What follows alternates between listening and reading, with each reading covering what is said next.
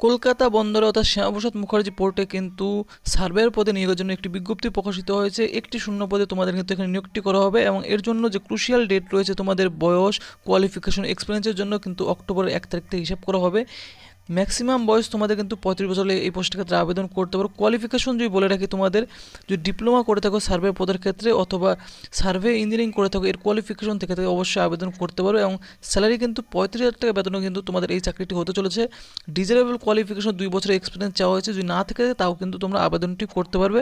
এবং এখানে আবেদন ফর্ম জমা করার যে ডেট রয়েছে তোমাদের আমি দেখিয়ে দিই। দেখতে পাচ্ছ আবেদন ফর্ম জমা করার লাস্ট ডেট রয়েছে নভেম্বরে, দেখতে পাচ্ছ 19 তারিখ কিন্তু লাস্ট ডেট রয়েছে। আবেদন ফর্মটি জমা করবে অবশ্যই কিন্তু সিনিয়র ডিওয়াই ম্যানেজার, দেখতে পাচ্ছ হলদিয়া ডক কমপ্লেক্স, জোহর টাওয়ার, পোস্ট অফিস, হলদিয়া টাউনশিপ, ডিস্ট্রিক্ট পূর্ব মেদিনীপুর পিন, এই অফিসিয়াল অ্যাড্রেসে তোমাদের কিন্তু আবেদন ফর্মটি জমা করবে।